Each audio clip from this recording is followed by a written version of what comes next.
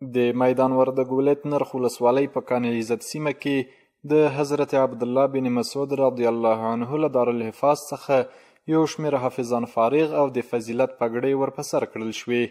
چې په فراغت غونډه کې زیات شمېر علماو، طالب العلمانو او ولسي وګړو ګډون درلود. هر هغه چا چې مالی او جانی فکري د خدای کتاب تملا وتړل او د خدای د کتاب په احکامو باندې منګولې خښې کړلې، د خدای کتاب ته په جماعتو په مدرسو په خپل وجرو کې ځای ورکړ،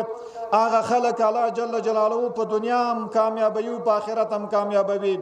په دې باید موږ تاسو شکر وباسو، افتخار وکړو د الله جل جلاله کلام دا په سینه کې را جمع کول او په سینه کې ساتل، دا یوازې د قرآن اعجاز ده،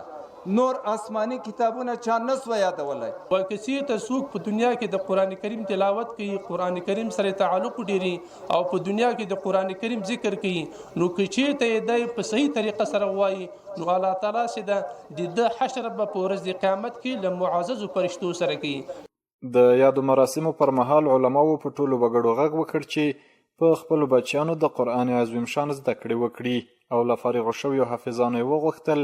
چې خپلو زده کړو ته لا دوام ورکړي. داسې زمینه اوس الله جل جلاله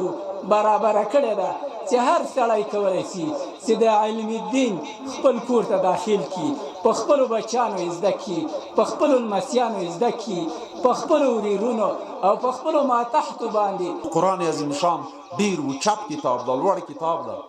څوک چې د دې علم کوي، څوک چې دا حفظ کوي،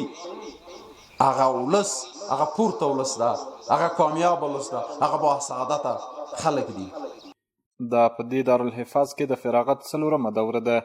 چې له دې وړاندې هم زیات شمېر حافظان فارغ او اوس هم پکې د زده کړو لړۍ دوام لري.